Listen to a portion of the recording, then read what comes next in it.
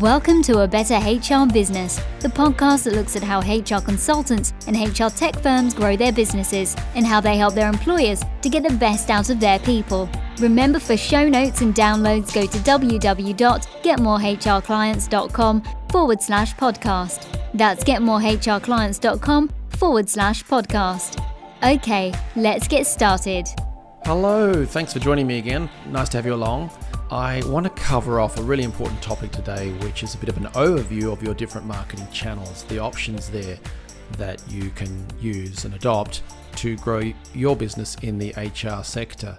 And it's really important because, to give you some context, when I work with clients, so at the moment I'm working with clients in, Europe, US, Australia, of Africa, and obviously they're all in different sectors or divisions within the HR sphere, but they're always HR related. So whether that's employee engagement or recruitment or general HR, etc., HR tech, there's always that theme running through them all of the HR aspect.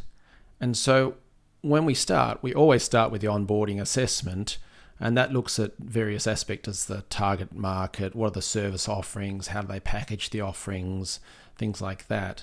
But there's an element in there that looks at what are their talents and strengths and capabilities and resources that feed into the marketing stuff. So if it's a larger firm, for instance, in the HR tech sector, then you might have designers, writers, sometimes videographers, things like that. And so it's a case of working out what resources are available, how we're going to use those to feed into the marketing channel. For the either startup or solo consultants in the HR sector, they're not going to have onboard designers and writers and things like that. So that will shape their plan in terms of the marketing stuff. And then also across all of that is budget. So what budget's available? Is it not going to spend any money? So it's all going to be non-fee paying or non-spend marketing. Or if it's a larger business, then if there is budget, then how are you going to allocate that? So I want to sort of look at some of the channels available, because when I work with clients, this is the next step. We actually go, right, well, let's work through all the different options that are available in marketing. And we look at it from a perspective of, are you any good at that? Do you want to do that? Do you think that's something you want to do now or later? What are the strengths, etc.? Because not everything is applicable to everything. Years ago when I was starting out, I just kind of assumed that there were set methods for everyone. And these days people say, oh, you just have to do LinkedIn and that's all you do, or you just do cold email, or you just do speaking. I've realized that marketing works so much better when you connect it with the strengths and desires and abilities of the business you're dealing with. So with my clients and the way I work with businesses in the accelerator program that I run with them, we shape it according to what you want and how you best deliver your marketing outcomes. Because that's how you just get the best results. So that said, that's the context, the background to it. I'm going to run you through a few broad categories, and then I'll give you a bit of a summary or a bit of an explanation for each one. So I categorize them as advertising, business development, content, email, networking and referrals, paid promotion, and social media. Now, social media is kind of obvious, so I won't go into that too much detail, but that is posting stuff on LinkedIn, commenting on LinkedIn, contacting people via in-mail messages on LinkedIn. So that sort of LinkedIn side of things where you're not spending money as such. Then you've got starting a YouTube channel and posting videos, Facebook, so posting content or commenting in groups and things like that. And Facebook also has sort of contacting people via messages and stuff like that. So I'm not going to go into that too much detail because that gets covered a lot, and I'll do that again sometime. But let me go to business development. So this is what people often think about when they first start a business. They think of business development and or network and referrals. So in the business development side, there's stuff such as having a stand at exhibitions and trade shows. And obviously that is typically a little bit expensive and it's a bit hit and miss. So if you're going to do that, if you're a larger business, then you need a strategy. I typically recommend having some reason to opt in. And it's not just having sweets or lollies available or free t-shirts, because you just get people coming around collecting freebies off you and then walking away. What you want is to have some solid reason to capture people's details that you can send them really useful information later. And so there's a bit of a script I use for that kind of stuff, but it can be effective, but it is expensive at times. The next one in there is account-based marketing. So that's directly contacting ideal clients. And it kind of overlaps a bit later on with email, but that is a more manual process. You're going to be using Sales Navigator in LinkedIn to research your ideal clients. And Sales Navigator in LinkedIn is fabulous because you can type in location, business headcount, job function, job titles, keywords, and you can really narrow things down. You can then follow them as leads and see what they post on LinkedIn or whatever it may be, and like and comment, and then gradually get to know them or book calls, things like that. So it's more labor intensive, but that's how you win the Coca-Cola or McDonald's accounts, you know, the big fish or the whale contracts. PR, so that's public relations or getting press coverage. That's also within business development side of things. Typically, you'd spend money on doing that, or it's labor intensive. It's not just an easy do-it-yourself quite ill. Some people have the knack for it, don't get me wrong, but realistically, you would either engage a PR person to manage some of this stuff or an agency. Then they have some great ideas. Some really great stuff comes out of it, but typically that would be for a larger business that has a little bit of money to put behind it and some resources to help make stuff happen. And the last one there in the business development category is traditional old school offline marketing. And that can work really well. That could be you've got a database or a list of contacts or some clients or a large list of clients, and that could be sending them gifts. Christmas is it's a bit cliche. I guess everyone's just sort of sending stuff because they have to maybe. But I know a business that they put effort in at Easter time, for instance. They go around giving Easter eggs and nice little bags and maybe a bottle of wine with that and a nice note to say, look, it's great working with you, or thanks for being part of our network, that kind of stuff. That works really, really well for them.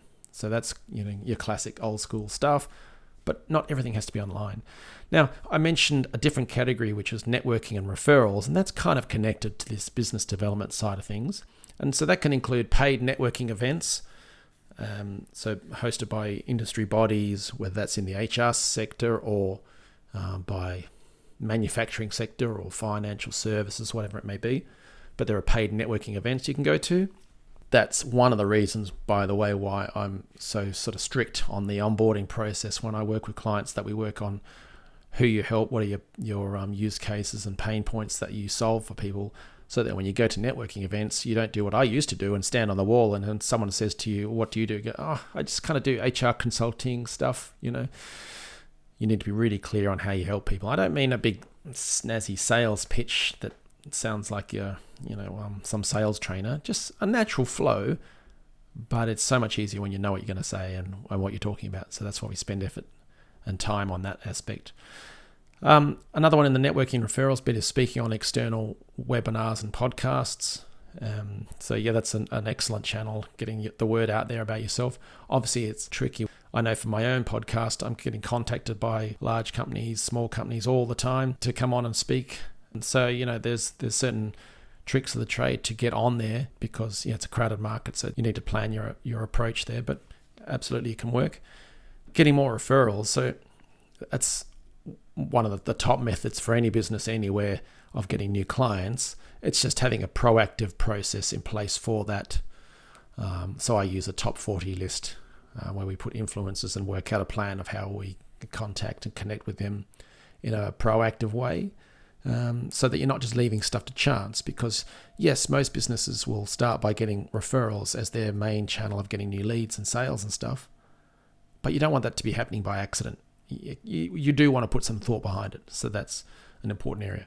And then the last bit in the networking and referrals category is attending offline events. So just getting out there and meeting people. Now on the paid promotion, different category, I've got it separate to advertising because it's a bit different, but paid promotion is paying to speak on industry webinars. So there are all kinds of groups, industry associations in the HR sector and in each industry category, but there are many, many opportunities where you can pay money to host a webinar through their audience. And it's expensive, but if you know your numbers, it can work absolutely. I know plenty of businesses that do this.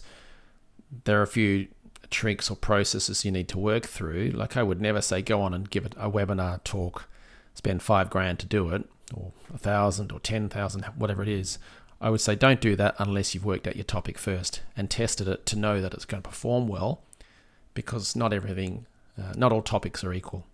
So if you think of the 80-20 rule, 20% of your topics will get 80% of the interest, and you flip that around, you're going to have a lot of topics that are not going to get a lot of attendees. So you might spend a lot of money thinking, wow, I'm going to get hundreds of attendees who are in my ideal target market, and yeah, they might show up because their boss gave them time off to go and watch a webinar. Great.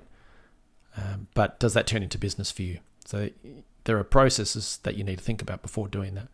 Another paid promotion aspect is the sponsored content. So SHRM and CIPD and RE and all these sort of industry bodies in the different countries for the HR industry, they all have magazines, websites, etc. And there's a whole HR newsletter industry as well, where you can be running sponsored content. So here's our ebook, here's our webinar, here's our special event. Please download it, attend it, consume it, whatever it may be. But you're going to pay for that. Same as the webinar thing that I mentioned before. You got to work out, will a topic convert? Will it actually attract interest from your ideal people and get them to convert? The next one on the paid promotion is affiliates and paid referral programs. And that's a huge channel. And I've done that personally elsewhere and turned it into, we're talking millions of dollars in this case, in terms of referred revenue. So it can be really, really powerful. And most HR tech businesses will have an affiliate program whereby consultants, recruiters, trainers, all within the HR sector can refer employers as clients onto their software platforms and get paid either an upfront or a trailing commission or a combination. So that's certainly an option in terms of marketing channels to consider, and it can work well. The big thing that people forget when they start an affiliate program or referral program, it's easy to set one up, but it's hard to get people to promote when there are so many options out there. So you need to have a plan that says, well, how are we going to encourage people to promote the product or service and help them do that and help them make sales. So there are some businesses that do it really, really well. Some of them have been on my podcast, but there are definitely tricks of the trade to that one. And then the last one I've got in paid promotion is sponsoring events. So there are events on any topic, whether that's in the HR sector or not. So you might have financial services, might be having a meetup or a get together. They might be looking sponsors to cover the costs of the food and drink or whatever. You could sponsor that and get your name on the slides and in the brochure or whatever it may be. So yeah, there are opportunities there. I'm not a big fan of sponsoring events because you don't get a great deal of exposure. But if you're going to sponsor something, I would be saying, well, negotiate that you get to speak. So you are one of the speakers, or maybe you do the welcome address, or you can have a flyer on seats or whatever it may be. But don't just have it as a logo and a we thank the sponsors type stuff. That's not good enough. It's great for Coca-Cola and McDonald's with their mega budgets that they don't really care about what happens at the end because it's just branding. You need to be a bit more, targeted for that. Now, for advertising, there are all sorts of options, and businesses in the HR sector, they use all of these. The first, of course, is online advertising with Google Ads. So that's search or remarketing. So search is if someone goes to Google, they type in reward and benefits consulting firm in Atlanta. Then if that's what your business is and you're in Atlanta, then your business would show up as a Google ad there. Remarketing is when someone visits your website and they click away, they leave, which is what happens in most of the situations. Most people leave websites and don't necessarily take action. So remarketing is when the ads follow you around the internet. You might browse a clothes shopping site to buy some new shoes or something. There'll be your ad there alongside. So that's called remarketing. And both work well. And I'll do a separate episode on those because there's a lot that goes into it. But one good thing about search is that it allows you to appear very quickly while you're doing other marketing channels or processes and let them slowly build up steam. So if you're going to do some business development and attend events and things like that, you can have Google Ads running in the meantime until that picks up steam, and refine it as you go, increase your budget, decrease it, etc. But you've got a lot of flexibility. Facebook ads. So a lot of businesses would advertise on Facebook. Facebook's a different scenario because it's not keyword based, it's demographics based, and it gets better over time. You can choose business owners or human resources professionals, recruitment, etc. And it's got wonderful tracking and metrics. So you just need to know your numbers with Google or Facebook or LinkedIn, YouTube, etc. You need to know if you're going to spend $100, does that mean you're going to get 100 clicks? And of those 100 clicks, how many will turn into a call booked or a meeting booked or a ebook requested, that sort of thing? You don't just send them to a homepage of your website and hope that they give you a call, because that's not the way it works. You do need to have a flow mapped out. You need to have an idea of the numbers you can accept, and then you track that over time and make changes. So Facebook ads, can work really well. Facebook also has remarketing, so there's ads that follow you around on Facebook, and you will have seen that anytime you clicked on an ad on Facebook, you probably have seen that ad follow you up later on. So it can work really well, you just got to think it through. So same with YouTube ads. YouTube, you can have ads that show up on certain topics, keywords, a bit like Google, but you can also have them running against other videos on the same topic, and you can have remarketing as well. So I do know some businesses that YouTube is one of their main channels, and so they will only run YouTube ads, and typically they would run that to a webinar. So not just, hey, please call me or please buy my stuff, but it's to a training session that people opt in for, because then they get to know and like and trust you, and that's when they subsequently book a call or purchase. Again, there's a process flow you need to be careful of or mindful of, but that can work.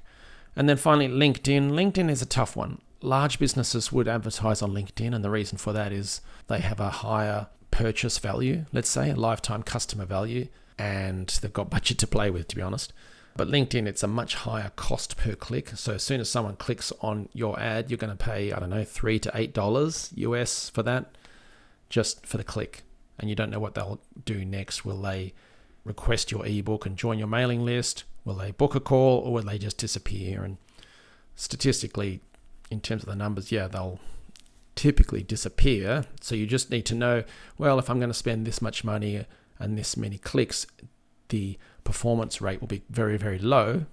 However, the few that do get through, because it's LinkedIn and because my targeting is so focused on CEOs or HR directors of Fortune 500 companies, will that still pay the bills later on? So it's a very different prospect to Google ads or Facebook or YouTube. So it's a lot more expensive and stuff, but you may land whales, big accounts as a result. So you need to go in with your eyes open on that one. In terms of advertising, as I mentioned earlier, you've got other HR media.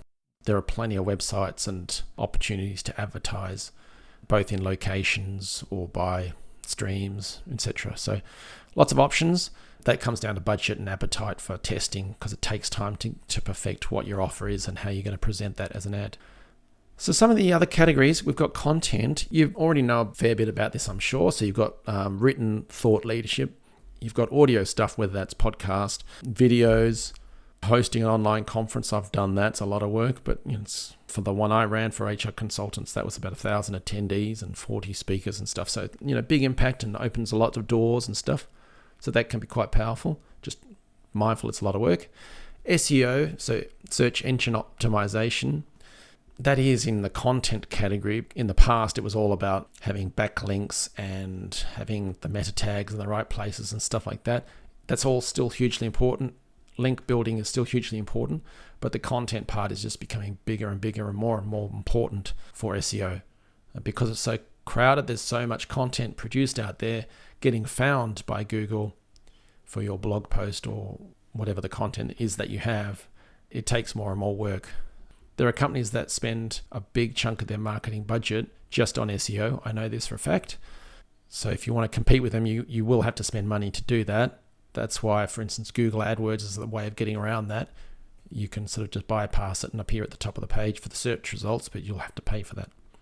Otherwise, you use some of the other methods that we've gone through in the other categories. Video obviously is a big aspect. Personally, I don't watch a lot of video. I don't have much time.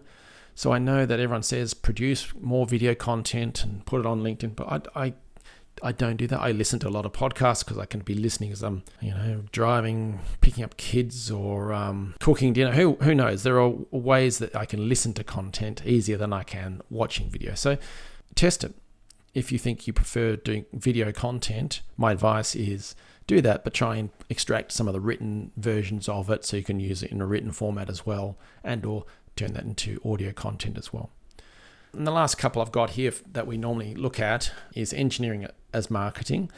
And that's where you have some sort of, like an online tool or a resource or something whereby people will opt in, use your tool or whatever it may be, which brings them into your database and you can then market to them later on. So that's going to be more in depth, or you'll need to spend some money and time and some tech help to get that done. So that's typically a larger business. But an example of that might be a large recruitment firm that says put in your job title, location, stuff like that, and it produces a salary benchmarking range, something like that. Or if you've got data on particular industries, it can pick and choose and extract data, or free self-assessments in the psych world. That's an example of engineering as marketing. So it's a tool, an online tool, as opposed to just straight up content that you download and read. And then the last one is deep dive articles. That's where, years ago when you're writing blogs and blog posts, it just had to be short and sweet, a little 500 words or something on a particular topic, and Google would love it and would rank you for it. These days, deep dive articles are really important, and they're often called pillar content, as in the pillar that holds up the house. And this is where you do a deep dive into a topic and explain how you solve a problem, the steps involved, some of the proof and things like that. And they're really powerful because they can be like a sales process. If you're anything like me, you don't really enjoy having lots of sales calls with a salesperson who's trying to convince you to buy something.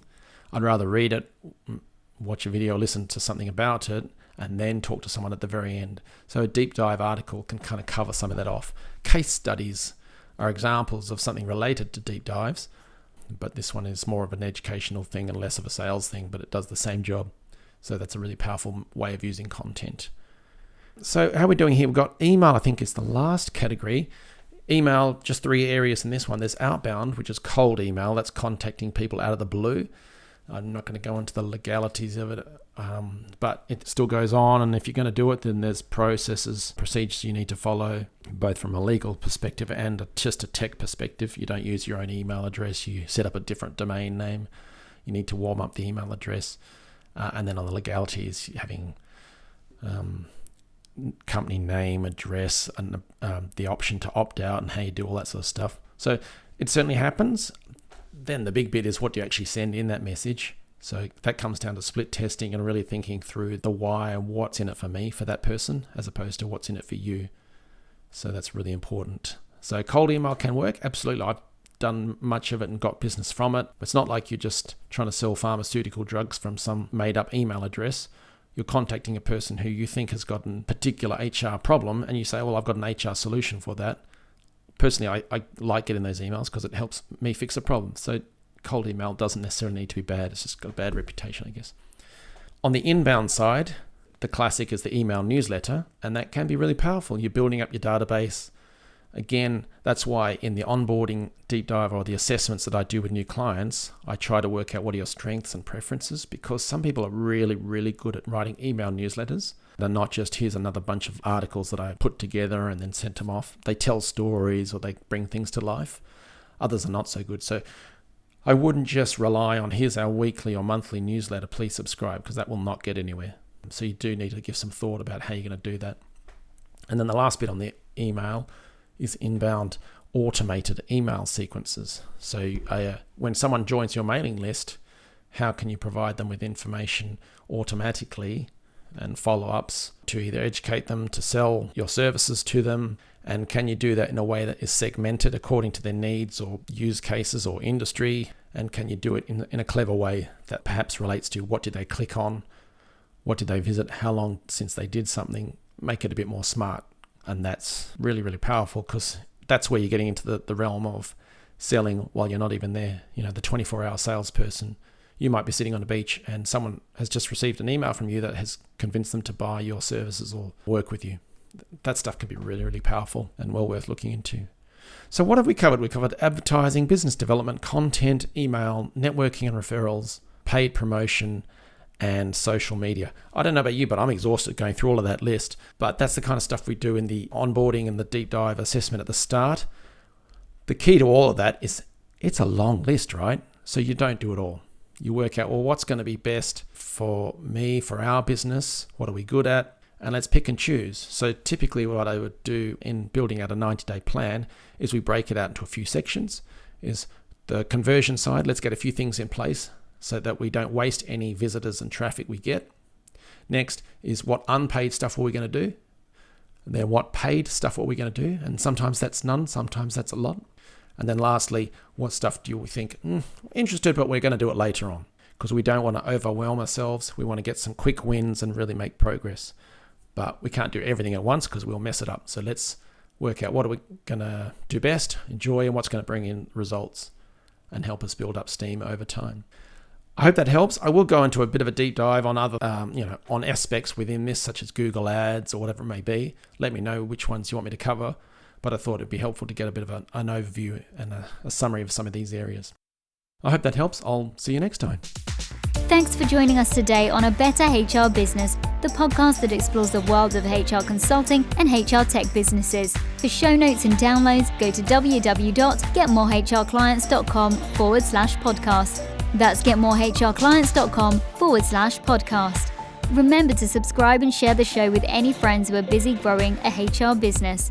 Thanks, and see you next time.